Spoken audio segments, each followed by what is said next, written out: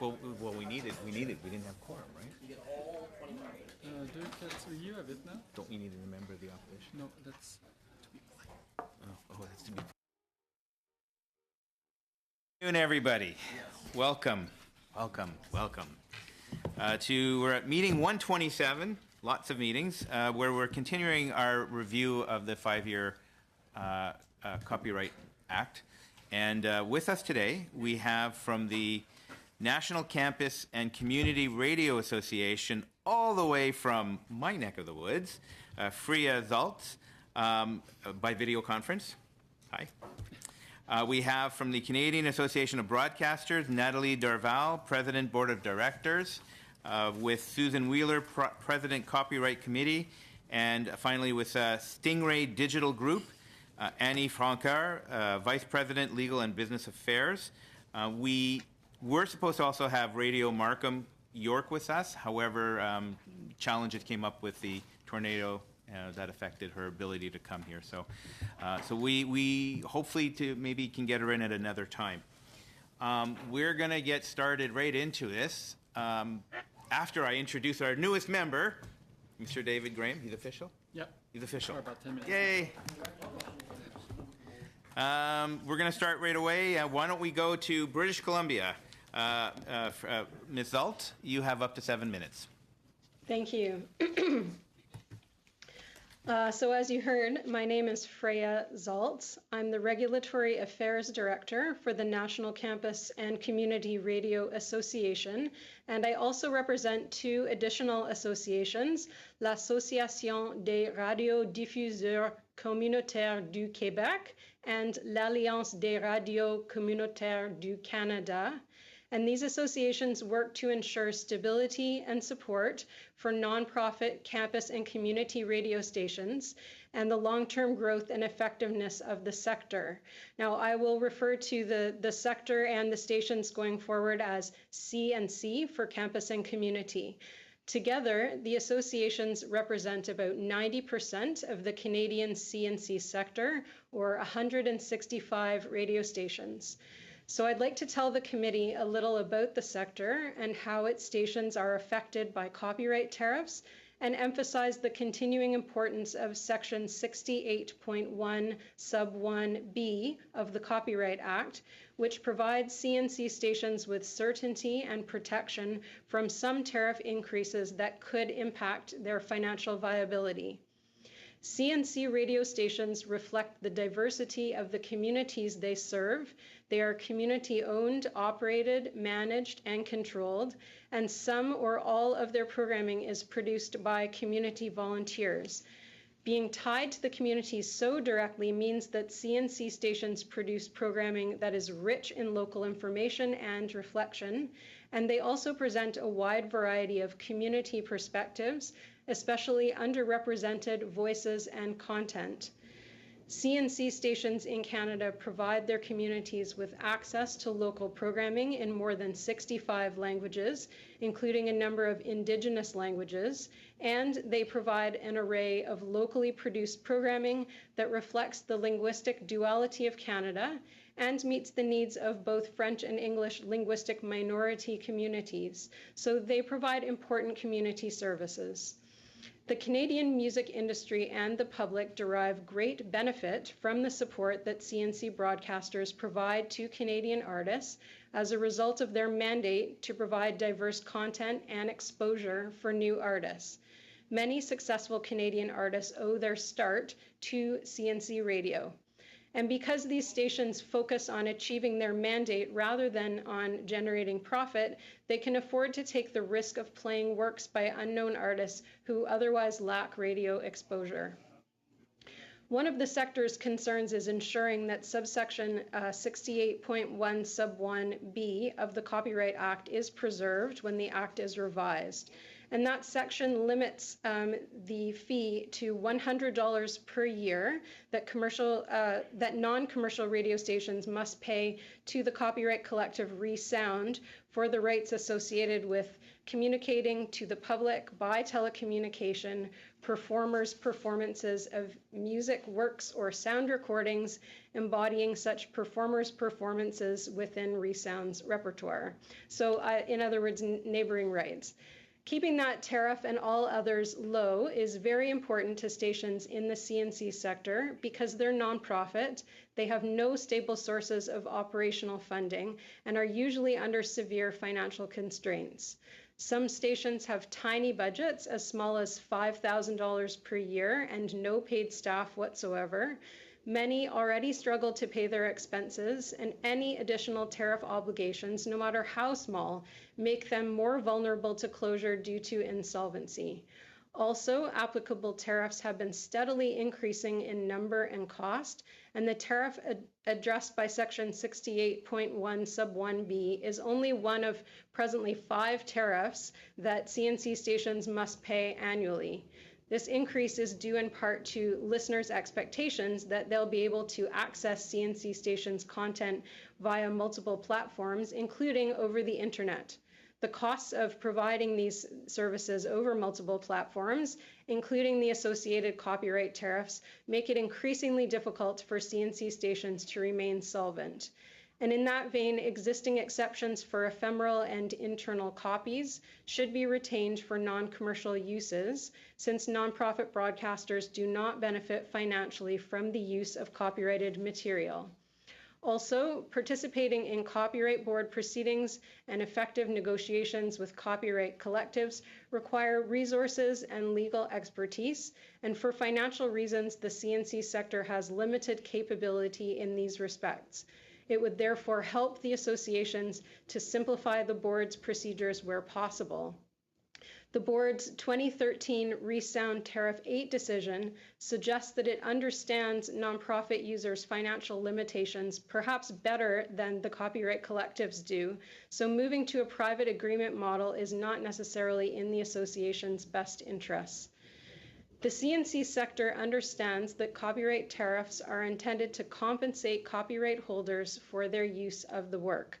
Since CNC stations don't derive any profit from such use, and instead their goal is to increase the exposure and further the careers of Canadian and emerging artists, they believe there's value to copyright holders in keeping tariffs low for the CNC sector. The associations therefore appreciate the protection that Section 68.1 Sub 1B provides by limiting the cost and providing ongoing certainty for one of the many tariffs that CNC stations must pay. And they ask that this committee keep these issues in mind when contemplating possible changes to the Act in order to ensure that Canadians continue to reap the benefits of a strong CNC broadcasting sector.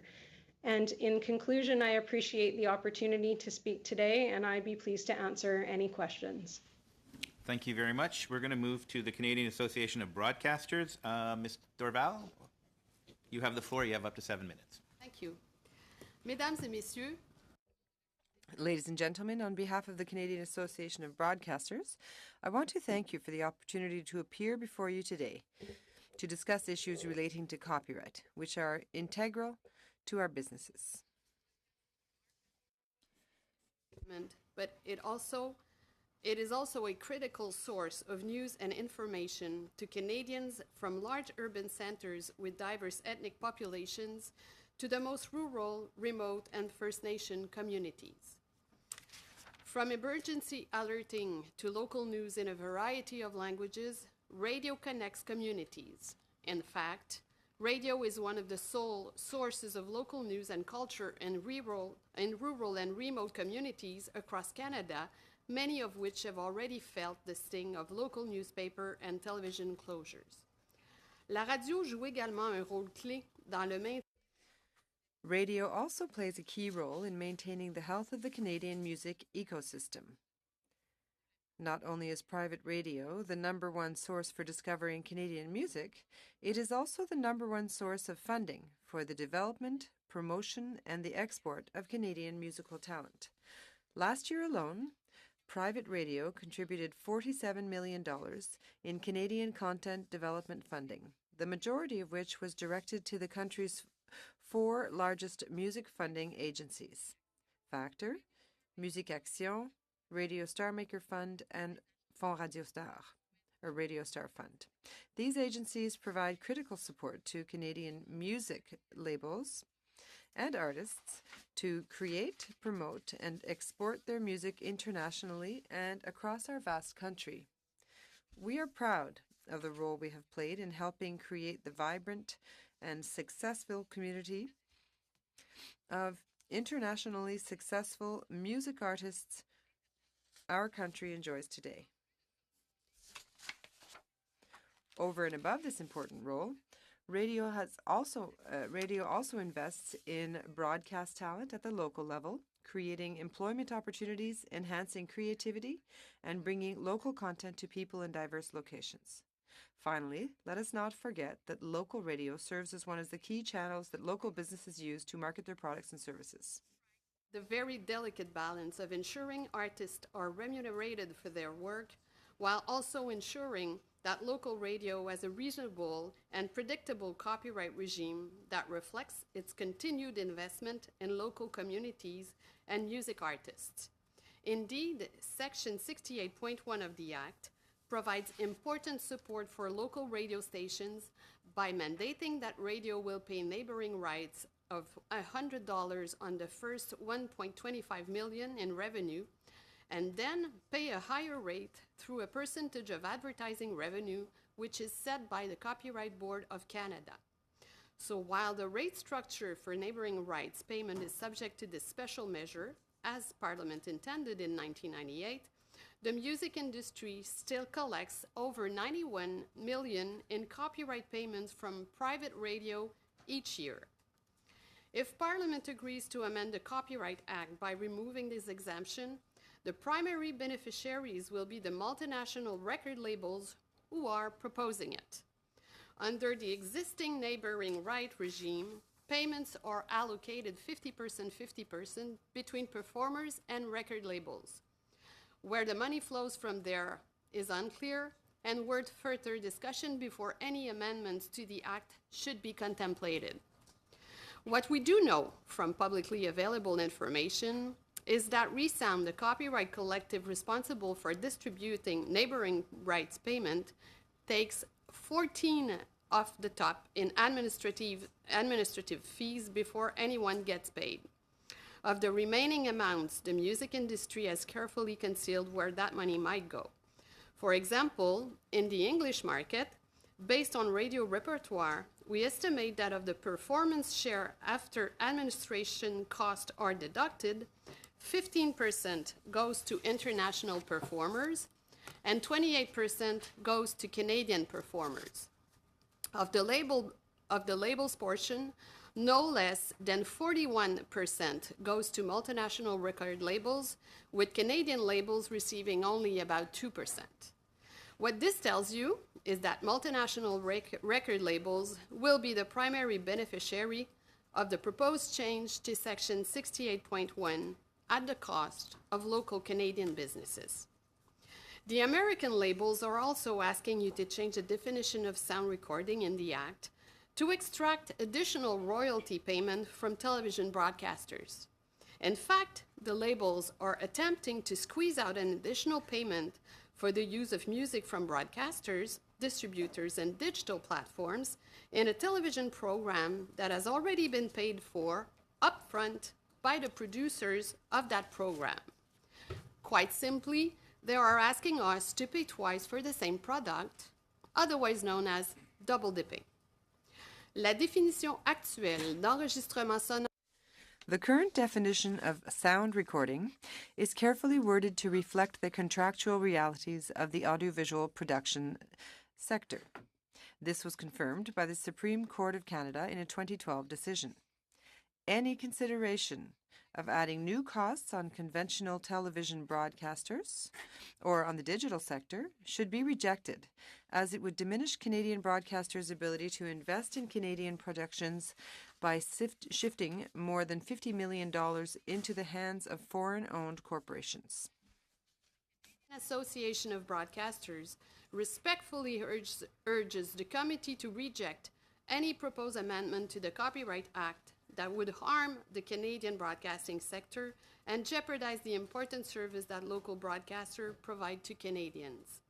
I want to reiterate that the current legislation strikes the right balance between rights holder and local broadcasters, and that the proposal being advanced by the music industry risk coming at the expense of local programming and the valued and essential services that we provide to Canadians. Thank you. Merci beaucoup. We're going to move Thank you very much. Stingray Digital Group. Annie Francard, vous avez 7 minutes. You have 7 minutes.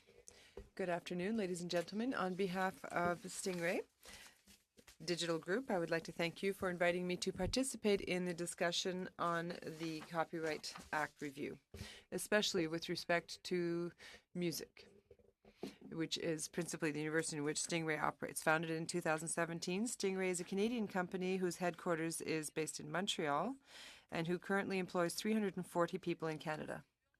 We are distributing our services not only in Canada, but also abroad. Through all our services, we believe we have 400 million subscribers in 156 countries, and we also have 12,000 commercial customers, which represents 78,000 commercial establishments. For fiscal year 2018, approximately 47% of Stingray's revenues came from Canada. But the more successful Stingray is elsewhere in the world, the more Canadian artists benefit from that visibility elsewhere in the world. Stingray's portfolio of services offered in Canada includes audio musical services called Stingray Music, which includes 2,000 channels in about 100 types of musical genres. And it also includes video-on-demand services, video clips, karaoke, concerts, as well as about 10 linear audiovisual such as Stingray Classica, Stingray Ambiance, and so forth. Our services are accessible through several digital platforms and devices such as cable or satellite television, over the internet, mobile applications, video game consoles, entertainment systems online or on trains, connected cars, Wi-Fi systems such as Sonos, etc., etc. Over 100 music experts across the world are responsible for programming the Stingray's various services and channels. This is what distinguishes Stingray from several other available music services, which normally use algorithms to select the content offered through their services. Stingray's programming is adapted according to the local market and its demographics. By necessity, Stingray is also a technology company, managing such a major catalog of active music content and streaming it over various platforms and in different markets requires that Stingray always be at the peak and at the avant-garde of technology. Stingray therefore invests several millions of dollars per year in research and development in order to remain competitive and to retain its clientele. Canadian talent and artists, and it participates actively in the development and promotion of Canadian content. During the last broadcast year, Stingray has spent approximately $379,000 in Canadian content development initiatives, which includes payments to Factor, Musique Action, and the Community Radio Fund of Canada, but also awards at music events and festivals, artist performance fees, workshop, educational sessions, etc. In addition to such CCD initiatives, after Stingray's IPO in 2015, the CRTC approved the change in ownership and effective control of Stingray, but it required that Stingray pays tangible benefits corresponding to an amount of $5.5 million over a period of 7 years. In addition to these regulatory obligations, Stingray also contributes voluntarily in many other ways to promote and develop the Canadian artists.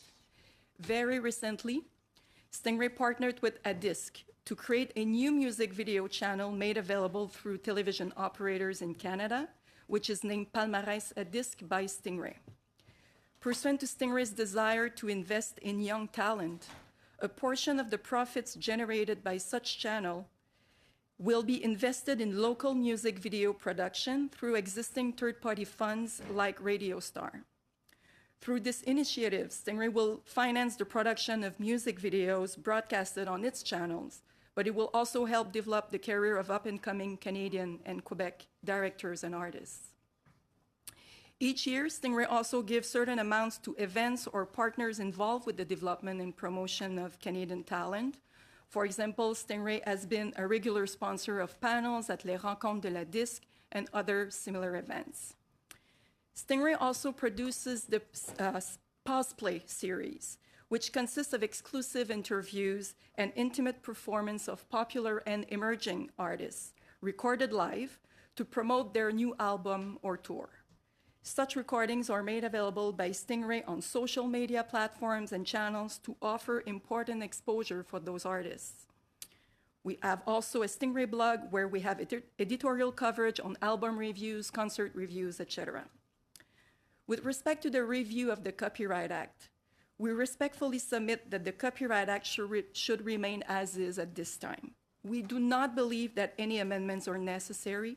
We believe that the current Copyright Act establishes the right balance between the rights holders and users such as Stingray. Thank you. Merci beaucoup. Thank you very much. We're going to move right into questioning with Mr. Longfield. You have 7 minutes. Thanks, Mr. Chair, and thanks everybody for your presentations today. And thanks to the clerk for getting us a range of presenters covering different media styles and different sizes and types of businesses. So I want to try and get an idea, first of all, in terms of the National Campus and Radio Association. You know, I've participated on the University of Guelph Station, the CFRU, on Open Sources, a local political commentary that's been going for about 15 years now. I'm just about to go on to Zombie Jamboree. They've asked me to bring a Canadian playlist with me and to discuss Canadian music.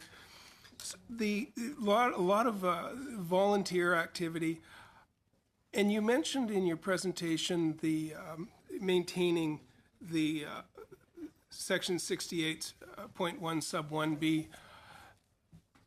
Was there a life before that? Was there a time when local campus radio stations weren't protected in the way that is being done right now through the exemptions?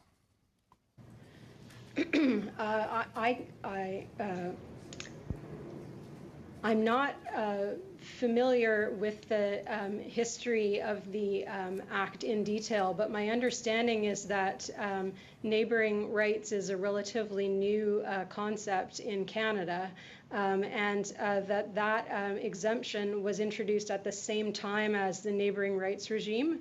I may be incorrect about that, but that's my basic understanding. So I don't think there was a neighboring rights tariff prior to the introduction of that portion of the Act. And certainly campus and community radio stations were required to pay other tariffs prior to that, for example, to SOCAN. But I think that I don't think that there was a tariff for neighboring rights earlier than my understanding is that it was introduced in the late 1980s or early 1990s. Thank you. And I guess the purpose of the question being if there was something to fall back to that we had in place before that might have been more successful than this. But I think distinguishing the not-for-profit from the for-profit operations is something that is really worth consideration as we go forward. So thanks for putting that on the table. Also, I wanted to go to Ms. Dorval from the Canadian Association of Broadcasters. I've spoken with local musicians in Guelph who have talked about the technology that's used to determine how songs are played and reimbursed, and that it's really a sampling that's done versus using technology around taking the actual digital playlists and reimbursing against digital playlists. Is that something that your association is either aware of or looking into a more, more accurate way of paying artists when their songs are being played? My understanding is that more and more we are required to provide the list of artists that are played, and that redistribution is being made in accordance with the song that have been really played as opposed to samples. It sounded to me like if the technology is there and we weren't using it, why aren't we using it? So we are using it. Okay, that's not what I heard. So Just to add to that, we remit as part of our remittances to the various collectives, the song list. So it's captured through software that we're used at the broadcast level. How it's then reallocated amongst the rights holders within the collective, that is not something that we have any view into, and that's something that the collectives themselves would have to answer. okay, so there's possibly some transparency there at some level that we're not reaching into that we could consider. We've heard really the opposite testimony to what you provided today, that the major benefactors or beneficiaries of the current exemptions are the broadcasters that have multiple locations. That instead of protecting small radio stations as it was initially intended, we're now giving protection to large stations that have multiple locations across Canada. Have you heard that argument, or is there something I'm not understanding there? We certainly heard it, and we find it very interesting. First of all, I think you must know that many of the radio stations that are under the CAB umbrella are small stations, so almost 60% of these stations are small stations. As for the stations that are owned by bigger groups of ownership, they still remain small station, but they obviously benefit from being part of a larger constituency. So what happens there is that when we talk, before committees like this, radio is seen to be, have a sole operation, which is the great support they give to artists and to the cultural sector. But when you look on a broader range, what radio really does and does very well, it's one of the last media outlet to provide news, reliable and professional news and information to Canadians wherever they are. Many newspapers have closed, OTA stations have closed, and what happens is that larger groups who have larger stations do subsidize the smaller stations of the group to be able to provide that broader services to Canadian, in addition to the great support to artists and the cultural sector. Thank you. The struggle being that artists are having a declining revenue and stations are having an increasing revenue, and we're trying to just square that situation. And just to clarify, in terms of increasing revenues, radio has experienced 4 years of consecutive revenue declines. So I think that's maybe also miscommunication in terms of our... If there's a graph you could provide the clerk so that we could include that in our study, that would be very helpful. My pleasure. And very quickly, I've only got about 30 seconds left from Madame Francoeur. The cost of streaming, how much artists get for streaming versus how much they get for radio broadcasting, do you have a comparison of that? We do not, because all we know is how much we pay in royalties to collective societies or to the rights holders we have agreements with. But after that, how they allocate it to their members, we have no visibility on that. Okay. So it seems like there's a possible inequity there. If digital radio stations are paying a certain amount and digital streaming services are paying substantially less. Thank you very much. We're going to move to Mr. Lloyd. You have 7 minutes. Thank you for coming today. Apologies for being late. I had a colleague who's retiring today, so I had to listen to his final speech. But thank you for your patience, and appreciated your testimony today. And my first question, I guess, is going to be for either yourself, Madame Dorval, or Mrs. Wheeler, regarding, costs within the industry. And, over the past 20 years, just looking at inflation of 2%, costs go up. And the decision with the 1997 decision to have $100 for the first 1.5 million, would you say that, legislating a fixed cost like that and not addressing that for over 20 years now, that maybe that's something that could be looked at? And would there be a rate that you say you could look at that would be reasonable as a cost? I may maybe offer a different perspective to this very good question, is that even if we were changing this amount, the end result is that very little is going to make it in the end of the Canadian artist. So what you've heard is the U.S. multinational labels that are coming before you, and they seem to be talking on behalf of artists. But really what they're doing, I think you've been provided with this graph, is that it's a money grab. Most of this money is going out of the country to international labels, and very, very little is remaining in the country for Canadian artists. Why is that? Why is that, though?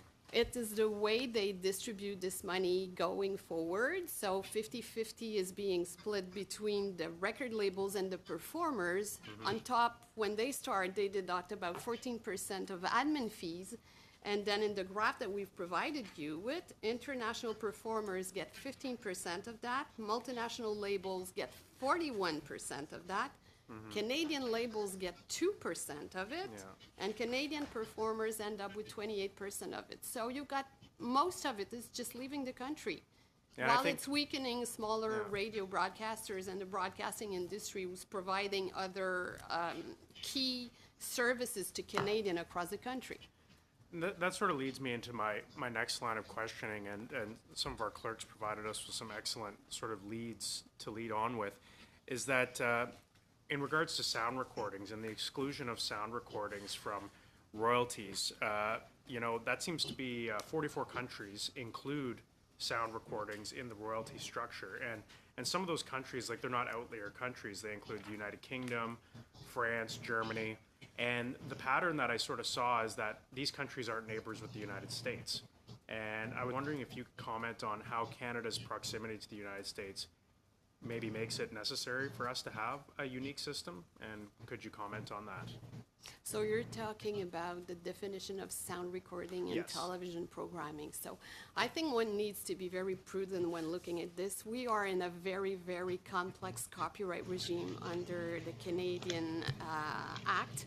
I think a great balance has been achieved. It is not a simple exercise because when you look at the regime in place, sound recording in Canada are being cleared at the source. So the producer goes to the artist, the songwriters, the label, and they clear that music up front. And that's why we have a different regime, and it's not being paid again when it's being broadcast. So that's why we're saying if we were to keep maintaining this clearance at the source, and then pay back when we broadcast, we're going to be paying twice for the same input. But countries such as France, the United Kingdom, Germany, they have this double dipping, as you say, or maybe they don't have the double dipping, but they don't exclude sound recording. Can you kind of give me a comparison of like how it's like for somebody who would be a stakeholder like your stakeholders in Germany? How has that impacted their industries? Maybe we can endeavor to provide you additional information, but I am not familiar with the German regime or the France regime, so I wouldn't be able to answer that. Okay, so then sort of delving deeper into my last question, is it our proximity to the United States, which is just such a cultural behemoth, being next to us, does that require us to have a more complex system, a unique system from the European model? Well, I just might add that we already do have a unique system here in Canada compared to the U.S. in the sense that radio broadcasters in the U.S. don't pay this tariff. So Canadian broadcasters are actually paying multinational record companies for rights that aren't even recognized in their country of origin. So how can we better compensate Canadian artists instead of these multinational artists as is an issue? What would be your recommendation for how we deal with that? I think that the appearance of Bryan Adams before you, I think it was a few weeks ago or last week, was really telling about the different perspective that an artist who's sitting before you and really talks for himself may provide you with the difference that you may see when you hear about the record labels. So I think that looking maybe additionally in how this pie is already being distributed with the money that's already flowing in the system could be part of the answer that you might be looking for. Okay, and how much time would I have left? Okay. I guess this question, I read in, this will be for the our radio, community radio witnesses here who have been joined us over video feed. You noted in your submission that the Copyright Board, you'd like it to be a simplified regime, and it's easy to say that you want it to be simpler, but what ways would you say that we could recommend that it be simpler that would help you out as an organization?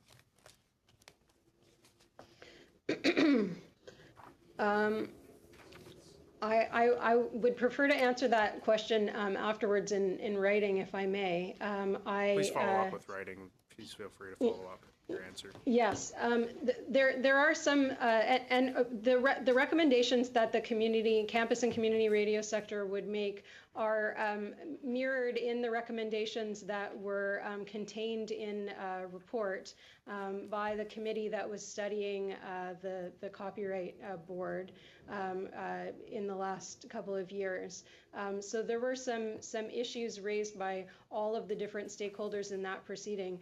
The campus and community radio sector didn't participate in that initial review process because we felt that all of the concerns we could have raised had already been very ably raised by other groups. But they were things with respect to timelines, how long the Copyright Board takes to initiate proceedings and conclude them and to issue decisions, and just procedural things. The procedures of the Copyright Board are not easily accessible by someone who doesn't have specialized legal training. It's difficult to understand the steps and follow what's going on and contribute what's required.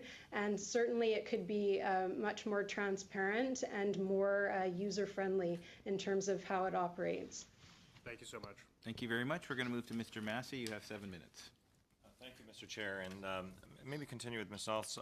With regards to the campus and community broadcasting right now, I know when I represent Windsor, Ontario, and we know that the campus for the university and others have made significant investments in their broadcasting. What's generally happening with campuses right now and community broadcasters?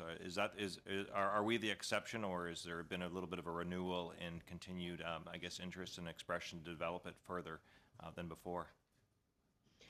The community radio is growing at a rate that's much faster than any other radio sector. The number of new licenses that have been issued to community radio stations, in particular in recent years, is significant.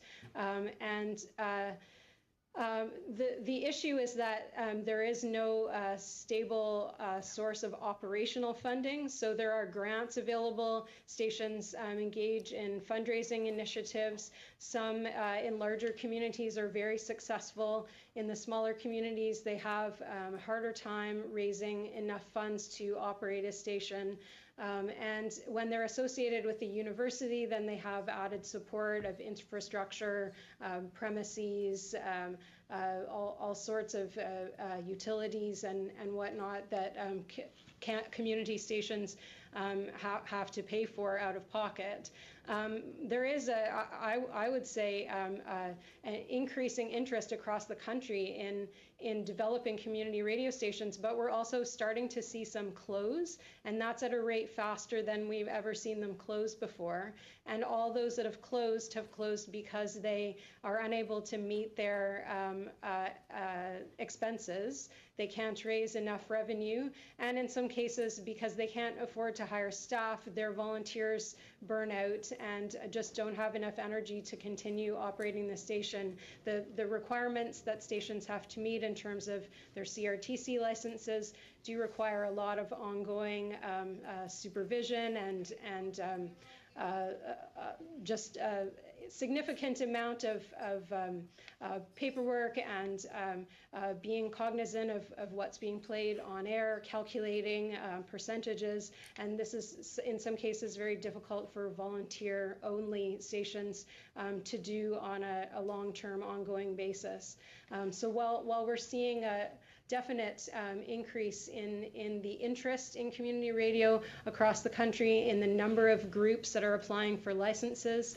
We're also seeing more struggles by particularly the smaller stations to continue operating. And there's a big challenge, I know, with capital. That seems to be for improvements for the physical components necessary for upgrading and so forth. That seems to be the big gap, was it's only grant-based, or, you know, the nominal revenues coming in do not, you know, they keep operations, but to get capital improvements are very, very, very difficult. So interest can grow, but capital improvements are quite expensive.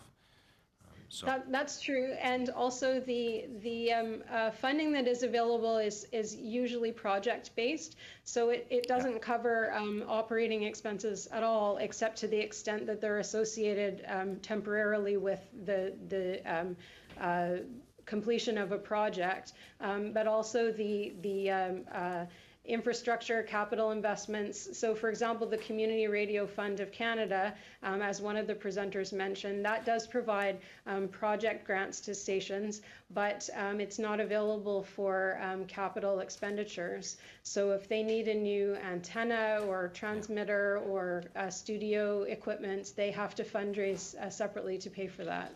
Okay, thank you. I'm going to move to our broadcasters. With regards to, I guess, the content that you're providing, how would you've noted the difference in terms of international markets and compensation. How would you compare, in your opinion, in terms of, or do you have any empirical data related to the news, local news content, and whether in sports and other things that you have in your programming versus that of other competitors that might you would compare yourself against? So. Is there a net benefit to those elements with regards to radio broadcasting differential with regards to that? Because you've noticed a difference in terms of the payments going to the markets, but are you providing also an increased capacity, maybe you're not, of local news and other types of content? We don't have any statistics to provide you at this time, but we can provide you with an analysis of our programming expenses. I should note that overall, around 78% of radio's revenue is on expenses, so that would include programming production, technical, sales, promotion, and general and admin. So that's a very large portion of our revenues are going to just day-to-day operations to keep stations on air and to offer the programming that you've referenced earlier, including news and information programming. I would be interested in the following up there, because there is quite obviously there has been interest in not only a community like mine that's on the border in terms of ensuring Canadian contact. There's a public interest clause for that as well too. So I'm just interested in the comparables, especially when you're talking about some of the expenses that are happening. You mentioned as well too that your American competitors do not have to pay the same fees. Maybe perhaps you can tell me, on a border community like mine, where we actually do have Canadian content penetrating American markets, what is the disadvantage or what is the advantage? I mean, I'm just curious. You've noted that there's a difference in terms of the encumbrances, but the airwaves compete on both sides of the Detroit River and the regions I'm for. They're very, very lucrative markets, very challenging markets too. But I'm just curious about. So there would be a clear disparity there in terms of the Detroit radio stations broadcasting into Windsor. They would not be paying a neighboring rights or performance right for the artists and the music that they play on the radio, wherein Canadian broadcasters do pay that to artists that come from countries of origin that recognize that right. So that's non-U.S. performers. Now, is there I guess is there kind of even like an operating in terms of that, how does that relate to as well for advertising revenue, attracting advertisers and revenue coming into the stations? Is there a correlation there as well too? Certainly. I think that has been an ongoing challenge with border stations that isn't exclusive to copyright. It's just a matter of having different regulatory regime in place in the Canadian market than you have in the U.S. market. And so there are certain operational costs associated with that won't have parity across the border. Thank you. Thank you very much. We're going to move to Mr. Graham. You have 7 minutes. Thank you. Je vais commencer avec Madame Dorval, très brève. Thank you. I'll begin with Madame Dorval. Very briefly, I'll carry on with Brian's questions. You say that in the U.S. They don't pay fees to collective management rights. So what do they do in the U.S. instead?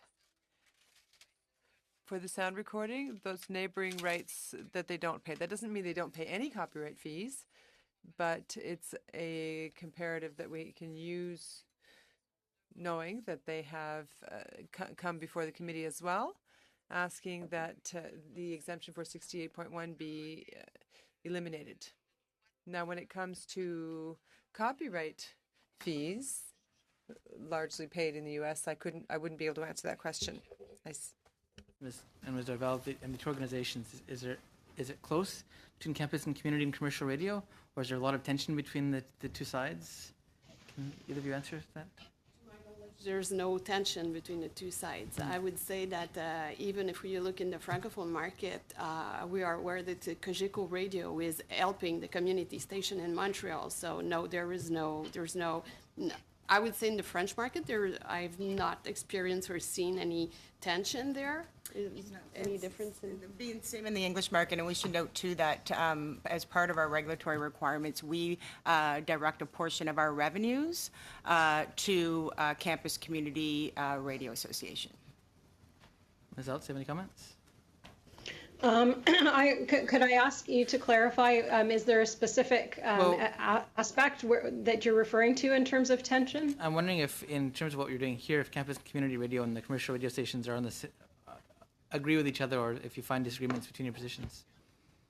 Oh, thank you. As far as I can tell, our positions are complementary, as they often are on copyright tariff issues, and I don't see any difference of opinion here. Okay. How does it work when your radio station, it applies to all of you, when you play music, how do you know which of the, you told me 5 different tariff systems you have to pay into for this, or maybe you played something that doesn't apply to any of them? How do you even know? Is there some way of very quickly telling which regime a piece of music is under? Is that question for me? Any of the radios? the 5 tariff. And Right, then it's being redistributed by the collective who oversee these tariffs. But we pay the 5 tariff all the time. So you can play pretty much any music you want in confidence that it'll be covered by one of those tariffs. Yes. Okay. And so you mentioned 5 tariffs. And it's not one or the other. We pay the 5 of them. Okay. What are the other 4? So we pay. We pay SOCAN, we pay Resound, we pay Collect, we pay Artistie, we pay CMR, and Sodrock, yeah. Okay. Thank you. For a total of 91 million for radio station, private radio station per 91 year. 91 million total, not per radio station, right? Yeah. No. Just to make sure that. So the $100 that goes to up to, was it $1.25 million of revenue? If a company owns 20 different radio stations, and each one has got its own call sign and is effectively a different station, is it apply for the revenue for the full company, or is each one of those radio stations administered separately for the $100? It's on an individual market basis. So if a whole bunch of radio stations are each under the thresholds for the $100, then they don't pay a whole lot. On the particular Resound tariff, they wouldn't, if their revenues are under 1.25 million, they'd only pay $100. Okay. With the rise of internet radio, what's your ideas of how we address that? Because internet radio, anybody can set up a streaming service on their computer at home, and they've got an internet radio station, and they obviously don't pay into collectives. Is that something we have to be regulating, or is it something we should let be as part of the organic internet sphere? I'll defer to my colleague from Stingray, but my understanding is that internet radio broadcasters do pay copyright. They would be required to pay copyright. Okay. How enforceable is that? Talking about services that would be illegal and not pay the royalty tariffs, or? Okay. Peu importe qui peut faire une station radio. Well, no matter who can run an internet radio station. Well, there would be many problems to begin with. Where the content came from, was it duly licensed? Are you paying the applicable tariffs? there are many considerations before launching a music service, a streaming service. That's why I'm asking, are we talking about whether it would be a legal or illegal service, or someone who did something things correctly? Are there many illegal ones? I'm unable to answer that question. I know that many people use music illegally. Our services are in karaoke. Licensed or duly licensed. So we know for a fact that people are not using the content always, only content that is licensed. But in terms of music streaming services specifically, I wouldn't know. Fair enough. Oh yeah, there's. There's. Have you guys taken part, all of you, in the Copyright Board reform consultations?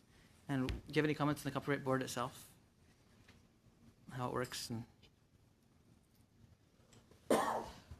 Obviously, there are things that can always be improved, and for sure, I think, as our colleague was saying, the length of time for which the decision takes before it gets out, and the retroactive portion that are applied on these tariffs that are usually always increasing is definitely an issue with predictability of payment for the industry, so that would certainly be something that we would look for an improvement on. In terms of Stingray, we've been only very recently involved with the Copyright Board proceedings. So far, it's going well, but our understanding is that the government will also is reviewing and might allocate additional resources to the Copyright Board, which will obviously help the efficiency there. so thank you. Much. We're going to move to Mr. Albus. You have 5 minutes, please. Thank you, Mr. Chair, and I'd like to thank all of our witnesses for taking the time to lend us your expertise here today. I'd like to start with Ms. Dorval. Ms. Dorval, you mentioned that many radio stations offer a lot of local content, particularly news, and I just want to reiterate how important that is in many parts of my riding. Although I will tell you that many newspaper editors tell me that they swear that they actually hear the page turning of their newspaper oftentimes when some of those report. Now, I think that's just an old joke. But I would like to ask a couple of questions along the same lines as MP Lloyd. The exemption when it comes to royalties has existed pretty much as it was first created in 1997. I know there's been some witnesses that have said that it was meant to be temporary. I understand that your industry has said, no, this was meant to be permanent. But even if we look at it when it was put in place in 1997, I don't believe there's any kind of inflationary clause that goes along with that. So at very least, to get to a proper parity today with purchasing power would be about $148.20. If it's probably an imprecise calculation. But at very least, would you not agree that there should be an elevation so that that amount is honored in purchasing power of 1997 with today? I fully understand what your point doesn't seem unreasonable, but again, I would add that this is going to do very little to help the artists or the Canadian artists in our country because, 60% of that money is going to flow out of the country. How can you argue that paying in 1997 dollars, you would have been able to purchase more with that? So to me, I think that's rather inane comment, madam. It should be that if something applies, we do this with old age security, we do it with many government programs to ensure that they are keeping up with it. Would you not agree that at very least would be fair and consistent with the Act? Yeah, that's why I guess I'm saying I don't think it's unreasonable. So I think it's reasonable. But what I'm saying is that even if you do that and it's a reasonable increase, very little of the result of that increase will end up in the end of the Canadian artist. I recognize that point, but at the same token is that it's not $100.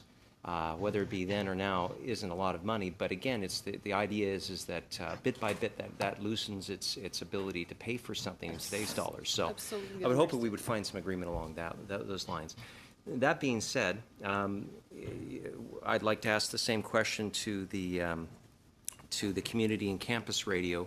Would that be an issue for your society or association to have that at least brought up to a proper level of today? It's a difficult position to be in because the campus and community radio sector strongly supports Canadian artists and particularly new and emerging artists. So we don't want to be in a position of taking money away from them, but at the same time, not-for-profit stations just don't have any more money. So even if it were fair, even if it were eminently fair to provide an increase in payment to those artists, the stations don't have the money to give to them. And so we're in a difficult position because we have to kind of argue both things at the same time, that the artists should be properly compensated and that we can't afford to pay anymore. Well, if you can't find some agreement on literally paying dollar for dollar what it was meant to be in 1997, I find that the two positions are pretty far here, Mr. Chair. Going back to the community and campus radio, in your brief, you referred to a series of tariffs that small community and campus stations have to pay annually. Can you list the tariffs, their purposes, and their amounts? And roughly, what part of the annual budget do you believe for most of your members would that represent? I would have to provide more detail to you in writing on that, given the number of stations that we're talking about. But I can tell you what the 5 tariffs are. So there is the performing rights tariff to SOCAN, which is at a rate of 1.9% of gross operating costs. And then there are 2 tariffs that are paid to Resound. One is for the one that we're talking about under Section 68.1 sub 1B. Another is a streaming and a webcasting tariff that's paid to Resound. So I think it would be more effective for me to provide the information about rates in writing. But the remaining 2 are to CMRRA and SODRAC. Those tariffs are currently the subject of a proceeding under the Copyright Board, so the rates are not resolved going forwards. But one is for mechanical rights, so for reproduction right of copyrighted material that stations use internally on hard drives and CDs and whatnot. And then the other is for online services. And at this point, actually, the CNC sector does not have a very clear idea of what sort of rates we're even talking about for the online services because we've only begun to negotiate that. And I have to say, Thank you. Sorry, 5 minutes is done. Oh, yeah, way up. Thank you, Deborah. However, if you would like to submit perhaps the accurate numbers and information to the clerk, that would be great. Thank you very much. We're going to move to Mr. Sheehan. You've got 5 minutes. Yes, I'd like to echo everyone's comments. There's some great testimony for us to think about because we've heard some different testimony over this particular time, and one of which is from the artists that are saying that they are making less money than they ever have. Here today we've heard some testimony saying that we should just leave things as is,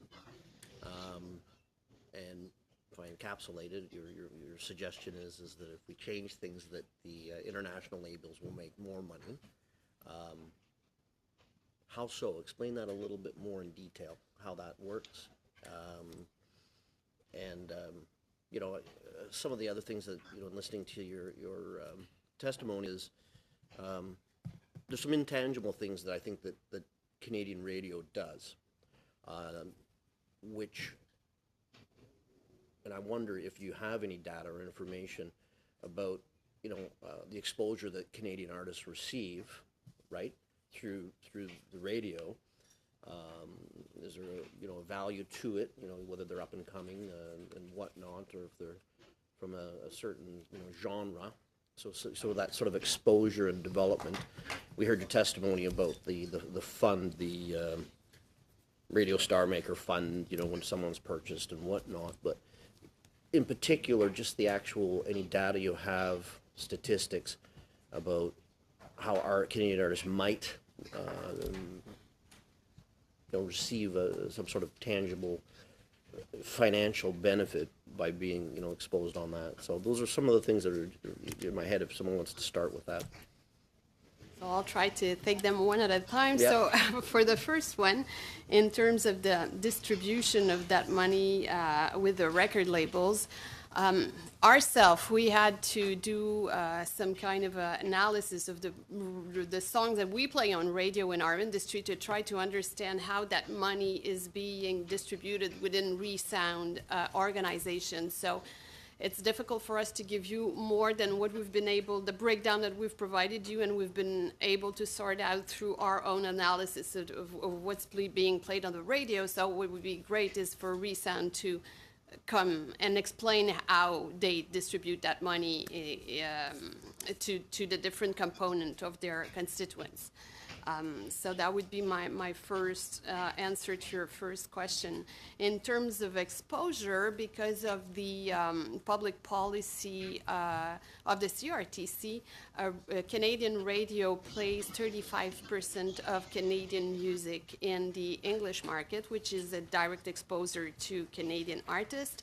And in the Francophone market, it's even higher, so we have to play 65% of French vocal music.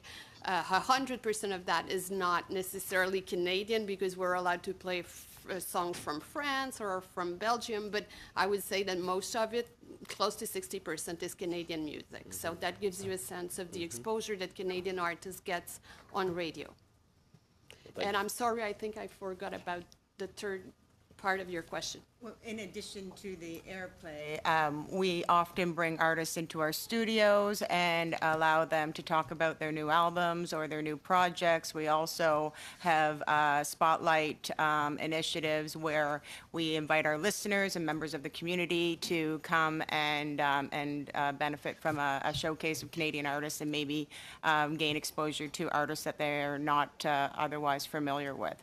So we see it as a symbiotic relationship where we provide promotion and exposure for Canadian artists and help them to grow their careers both here at home and then through our direct financing or direct funding to agencies like Factor and Star Maker Fund, we give them, access to monies that they would otherwise not have to be able to tour and make their records and obviously, manage their careers in a way that doesn't require them to have other outside distractions. That's helpful, but help me understand this.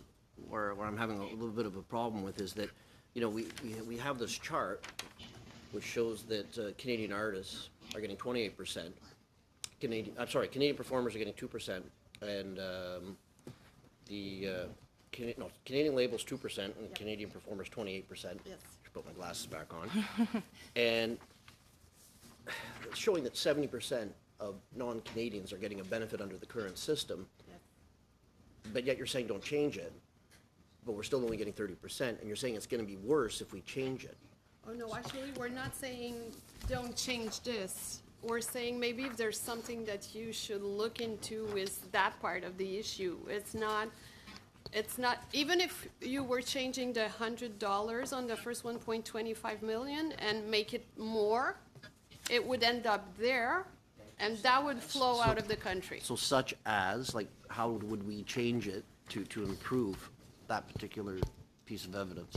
And you can't change it because that is something that's contractually arrived at between the artist and its label. And I think that's where you heard Brian Adams earlier in this hearing. You didn't testify here, you testified over there. But oh, yes, you're right. My apologies. Talk about the contractual challenges that certain artists, when they're starting out, don't have the contracting power to be able to arrange for things. And so in a way that's as balanced as it might be now that once he becomes Brian Adams. But I think what you have to understand, and there was a very useful article recently about Spotify changing its business model that really reinforces the message that we're trying to convey here, that talks about a traditional label deal. And they have a pie chart that shows 41.6% going to the label, 48% going to Spotify, and 10% going to the artist. So these are contractual arrangements that the labels have entered into with Canadian artists that is not something that can be undone through a legislative regime. It's really something that is a business affair of theirs.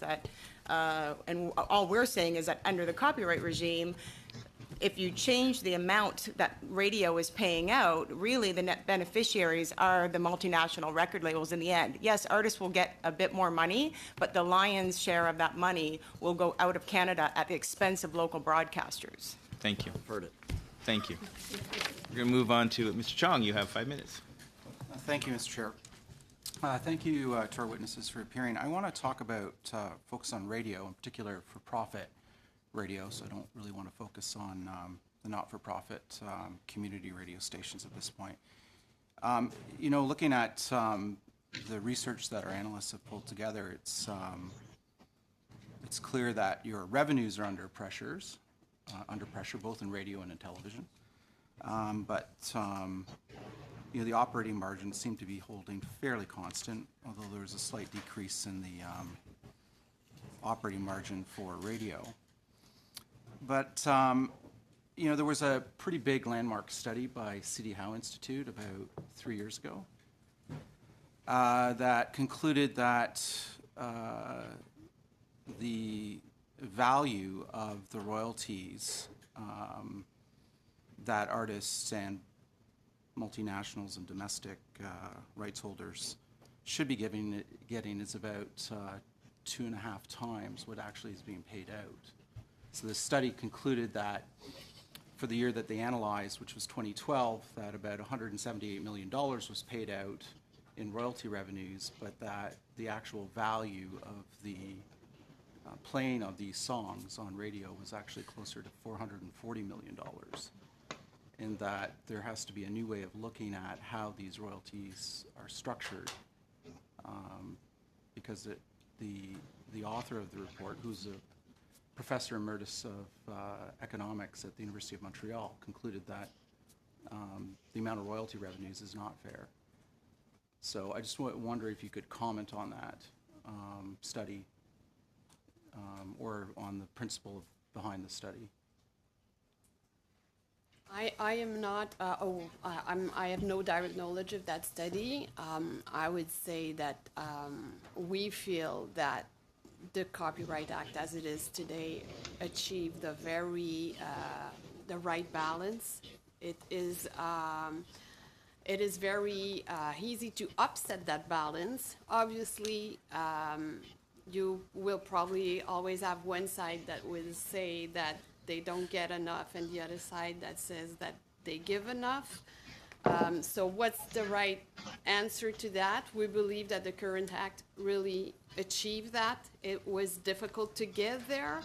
And I think what we're saying is that you'll probably find one study that says something and another study that's going to say something else. But I think we need to be really careful, because by pulling one thing on one side, we're affecting a whole ecosystem and the copyright regime that we have, and this might be very disruptive. Well, this was a pretty rigorous analysis, I think. This was done by an economics professor, and what he did was he analyzed the amount of talk time on a radio station and the amount of music time, and took the last minute of each to analyze what actually would be the commercial value of talk versus music on a radio, and using standard methodology came up with the conclusion that the value of recorded music on radio stations, private sector radio stations in Canada in 2012 was closer to $440 million in market value, but that the royalties paid out was only $178 million. So, it seems to me that that's something that the committee has to look at. That's why I'm asking the questions. And I won't purport to be an economist, but all of the radio tariffs are set by the Copyright Board, which is an economic tribunal. So that is their expertise. So if there is, if there are tariffs, if the economist in question is looking at thinking that the standard methodology that you are using is clearly not the standard methodology that the Copyright Board is using, and so perhaps that is where there may be some information missing as to how they would arrive at two different quantums, because that is the sole purpose and work of the Copyright Board is to arrive at the right rate for the input of music use. Well, the author of this report was Marcel Boyer, who was the professor emeritus. He wrote about this in the Globe and Mail around at that time as well. He was quite critical of how the Copyright Board came up with its determination as to what the royalty should be set at. His belief is that the Copyright Board needs to be restructured in order to ensure that artists are getting the market value for the playing of their songs on for-profit commercial radio. So anyways, I just raised the point just because I think it's relevant to the study we're having here. And CDHOW is a pretty big organization, so usually its research is looked at by committees and by people, people across the country. So I know there's two sides to every story. That's why I'm asking the questions. What I can attest to, having witnessed a number of Copyright Board proceedings, is that there are volumes of economic analysis and data filed for each tariff proceeding, using real data in terms of the music that's played on radio and looking at the segments as well. So it is a very thorough process and something that I guess would be done in that context as opposed to a legislative review. One last quick question on what he recommended, which was he recommended that there be two types of royalty rates, one for terrestrial radio, traditional radio, and another for internet radio. And because these two technologies are very different and the costs of entry are quite different for commercial terrestrial radio, it's quite high to enter the marketplace, whereas anybody can set up an internet radio station. He argued that there should be a percentage of revenues that royalty rate should be based on for terrestrial radio, and for internet radio, the royalty regime should be set on a per play measure. Just wanted to get your ideas, your thoughts on that kind of two-tier type of system. We don't represent any streaming or internet radio broadcasters, so I'm not sure if my colleague from Stingray would like to comment on that. Well, not really. Like, we need to keep in mind that Stingray is a little bit different than other services because most of our services are distributed through third parties, like the BDUs, for example. So it's a little bit different in our case. And most of the streaming that we do is made by subscribers that are subscribers to the TV service, that are authenticated as an internet user through their mobile app or the web player. So the situation is a little bit different because we do receive revenues from the BDUs for this TV service and apply it to the other platform as well. So the model developed by Mr. Boyer wouldn't necessarily apply to our case. Thank you very much. We're going to move on to Ms. Cesar Chavan. You have 5 minutes. Thank you. So I want to thank you, Chair, and thank you to the witnesses who are here today and those who making themselves available to us. Stingray, just explain to me a little bit more about it. Is it similar to a Spotify type platform? Not at all. Okay. Contrary to Spotify, Spotify is a on-demand service. Stingray tries to stay away from on-demand audio on-demand service. We prefer to use the benefit of the statutory license, whether it's in Canada or in U.S. or in most jurisdictions where we distribute the service. So the service is linear playlist, audio linear playlist with limited semi-interactive functionalities depending on the market, depending on the statutory licenses, but you cannot select the song that you want to listen to.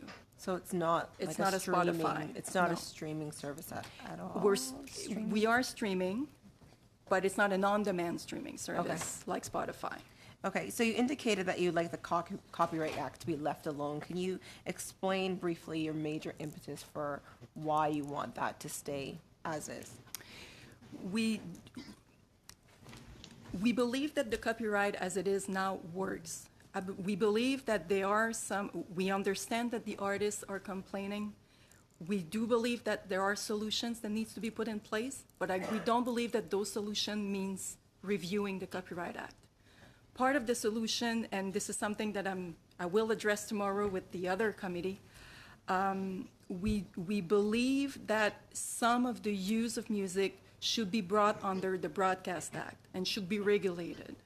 For example, if you play the radio in your retail outlet, the radio station is subject to the minimum Canadian content requirement, the 35% that my colleague was explaining earlier. If you use the services of a commercial background music supplier, which Stingray is one of the biggest music supplier in the commercial outlets in Canada, we're not subject to any Canadian content requirement. We can play whatever we want. We propose, and we've made that submission in front of the CRTC last February, we propose that commercial background music suppliers be subjected to the same Canadian content minimum requirement, so that if you use the Stingray service in a commercial outlet, you will be hearing the same type of Canadian content that if you play radio or if you listen to your TV channel in your home, because TV channels are also subject to the same Canadian requirement. So that's one example that we're saying this is where we need to make sure that royalties are going to Canadian artists and that we hear Canadian artists, but not reviewing the Copyright Act. Does the NCRA or the CAB, do you agree or disagree with Madame Francoeur? And what is your major impetus for your agreement or your disagreement with her analysis? With this last proposal? Yes. I think we never had a chance to discuss it. This is new to us, but we think that measures that would help Canadian artists is a good measure. So if regulation was to be put on background music suppliers to increase Canadian content, I don't think we would be opposed to that. I think we would support that measure. From CAB, is there any, sorry, NCRA, do you have any comments? We generally stay away from commenting on how other broadcasters and other sectors should be regulated and what they should be required or not required to pay, because it's outside our area of expertise. And in particular, because we operate on a not-for-profit basis, I mean, I'm sitting here as a volunteer. I have a day job that is not doing what I'm talking about right now. So my scope of knowledge is somewhat limited, and I do have to focus just on what I can say about our sector and not about the others. To some extent, you know, our mandates overlap, and we can talk a little about what we share and what we do that's, you know, may affect each other in positive or negative ways. But in terms of a proposal, I would rather not comment at this stage. That's okay, thank you. The reason why I asked this question is because we have, you know, different organizations sitting here, and it seems like at the end of the day, all of you would like to see musicians get their sort of fair share, for lack of a better words. But that goes with, and if I'm hearing correctly, not making too many substantial changes to the Act, because as you mentioned, Madame Dorval, that if you pull on one side, the other side, there is an ecosystem. So what then are the changes that are required, if any, to ensure that that our musicians get their fair share? Maybe, as I said, maybe we have to look at it under a different view. And I apologize. I said too that Brian Adams was before this committee, but he has proposed something that's very different, and that's kind of thinking out of the box, and that could be probably achieved through legislative changes, and that or different than what has been proposed by the record labels, for example. Thank you. Thank you very much. We're going to go to Mr. Massey. You have your 2 minutes. Thank you, Mr. Chair. And just to kind of get some timelines that we have crunching here real quickly, maybe your top priority. There's a good chance that time this committee gets a report done, it's handed to the minister. The minister gets a report back to Parliament. If you actually wanted to introduce legislation, it could take some time. may not happen before the next general election. My concern is that we have nothing. So is maybe quickly starting, maybe Ms. Wheeler with you, and then quickly finish with you, with our friends from Vancouver. What would be the top priority for things to get done if if you have one or two real quickly, or status quo, if that's what it is, because the Parliament session is winding down? Yes, status quo would be our top priority in terms of ensuring some predictability and stability for the local broadcast sector, which is undergoing a lot of change and challenges these days. Same thing, status quo in terms of the Copyright Act. We do believe that additional change needs to be made, but they would be outside of the Copyright Act review. Ms. Saltz? I would say the same thing. Thank you. Just with respect to the one section that I spoke about, obviously the sector would prefer to see that not changed, and I'm unable to speak about other aspects of the Act. Great. Well, thank you very much, and thank you, Mr. Chair. Thank you very much. We're at the end of our first round, but we have some committee business to do at the end. But we have time for about 5 minutes on each side. So we're going to go to Mr. Longfield. Sure, thanks, and I'll share my time with Mr. Lametti.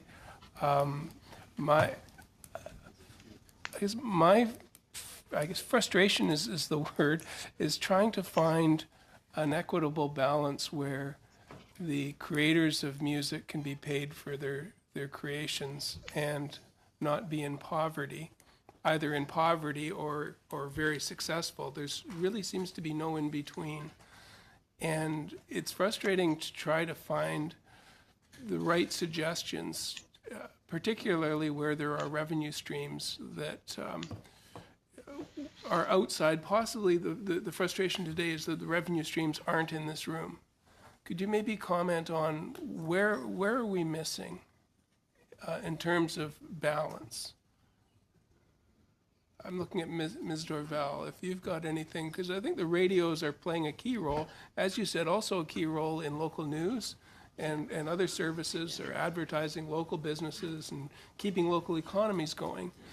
And we really are big supporters of culture, Canadian artists. We're promoting them, we are paying royalties, we are contributing in content development every year. So we are true supporter of Canadian artists.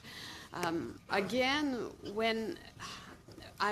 it's a bit frustrating for us too, because when I see what we were talking about, and as my colleague was saying, it's more of a contractual relation where an artist that is at his debut is not going to have the bargaining power to make possibly a good deal with a record label, and that's where it seems to be like it's stuck. Yeah, and I don't really have an answer for you as to how do we undo this thing. Okay, thank you. Mr. Lametti, over to you. Thank you. Thank you. Merci tout le monde. Thank you, everyone. So you've just described an ecosystem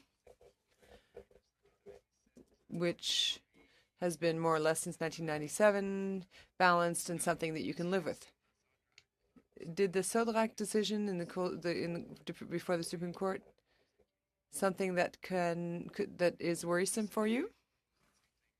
You're worried about it'll have more of an impact on television, but is it something that might upset this ecosystem that you've described? It was our understanding that that's the decision dealing with the sound recording, the definition of sound recording. The Copyright Board is dealing with the tariff, and it's moving through the legal process, actually. Okay, so that's a tariff that has been filed before the Copyright Board for reproduction works for Sodrac. It did go to the Supreme Court, and we respect that. They decided that was the way that the Act had to be interpreted, so there's going to be an additional tariff to be paid by broadcasters on reproduction that are made mostly in the Francophone market. So, I mean, it is what it is, and we're part of an ecosystem. If that's what has been decided, then we're going to go with it. Okay. Ms. Zaltz, do you have thoughts on that? You're the one who referred to SODRAC in an answer to one of your questions. I'm sorry, but I'm not familiar with that particular decision or the impact that it would have on our sector, and I'm not sure that it does have a significant impact, but I would have to answer that question in writing. Thank you.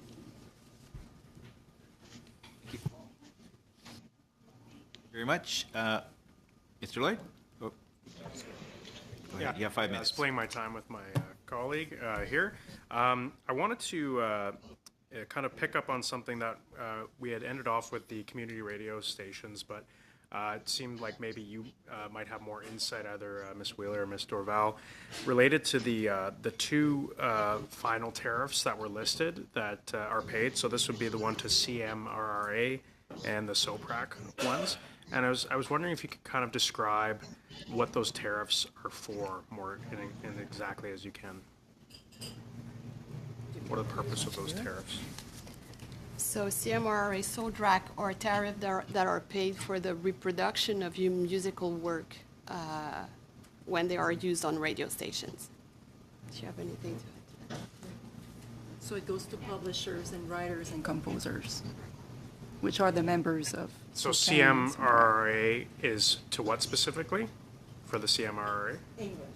English? Oh, and then SOPRAC is for the Skipper. Francophone side, okay. And then how is that distinguished from like the first tariff, for example, the performing right or the resound rights? What's the distinction between those two So things? SOCAN is for the communication to the public by the composers and lyricists. Resound is for the neighboring rights, so the performer and the owner of the sound recording, so the label and performer, and that's why it's split 50-50. And then the CMRA, SODRAC is the reproduction rights, so that's when we take music from a digital service provider that is enabled by the labels, and we download it onto our hard drive. That triggers that reproduction right before we broadcast it for air. So thinking like kind of big sky policy wise, is it necessary that we have so many different tariff bodies? Or is there some way that it could be simpler? Like could it be amalgamated and then provide the same benefits to the stakeholders? Would that help your business model? Certainly, it would help with the streamlining of our copyright liability. Right now, we have to defend ourselves or object to 5 different tariffs on a regular basis, sometimes without knowing what the last rate is because of the length of the Copyright Board decisions. So that certainly is an administrative challenge for us. However, in fairness, they are separate rights recognized under the legislation, and I have asked that question to our Copyright Council in the past, and I've been told that to try to consolidate it or to unwind it would be actually to pull the strings that have been referenced earlier on in this committee appearance and unravel certain fabric that has been woven together under this legislation. I'll pass it on to my colleague here. If I may answer your question also, is Stingray does business outside of Canada, and we've seen in many countries where some of the collectives have merged together and represent both performance rights or communication rights and reproduction right. It does help with the efficiency. But what I can tell also is I think it helps in terms of piracy. Because if it's easier to deal with, if it's easier to license a product, then there are less chances that you will have a lot of people going around and thinking that they are fully licensed. Because not all people operate an illegal service knowingly. Some of them got a license from SOCAN and got a one from SODRAC, and they think they are good to go. But no, they're missing Connect or they're missing CMRA. So if everything would be merged, or at least most of them would be merged, it would make it easier for people. I think there's a distinction between the administration of the right and the actual right in the legislation. My apologies. Right. I'd like to just go back to the royalty exemption again. Once a station hits that 1.25 million, how does the process change in terms of paying the tariff? Pay $100 on the first 1.25, and then the Copyright Board sets a tariff for the revenue threshold over and above that amount. Okay. So how many stations are over that cap? So of our membership, we estimate that about 40% of our membership would be over that cap. Okay, and roughly about how much would they be then paying versus the other 60%? On that particular tariff? Yes. That I do not think we've broken down. So the tariff in it of itself is, generates $18 million. So if you wanted to do the rough math that way, I'm not Okay. sure it would be actually accurate, though. We can look to try to provide that information for you. But it is private because we're all competitors at the end of the day as part of an association. Sure, well, even if that information can be aggregated, I don't want Mrs. Zaltz being the only person that has homework, so thank you. Thank you very much. Very good questions. And the whole point of this is to push a little back so that we get information that we can then put in our report and try to have a better understanding and come up with some good actionable recommendations. So earlier, Ms. Wheeler, you had propped up a chart, a graph. Could you submit that? Because we're not sure what that was. No, we don't have that. We had one chart on radio and the actual neighboring rights. I was referring to a recent article about Spotify changing its business model to benefit artists more directly by taking out the label relationship. I can certainly provide you with the reference to Purple, that. the one with the two graphs on it? Yeah. Yes, that's the one. Yeah. If you can forward that, because Absolutely. it'll be good for us. My pleasure. On that note, I want to thank our witnesses for coming today, all the way from British Columbia. Hopefully it's sunny over there today. We're going to suspend for a couple of minutes, but then we're going to come back in camera to finish off our business. Thank you very much, everybody. We're suspended. Thank you.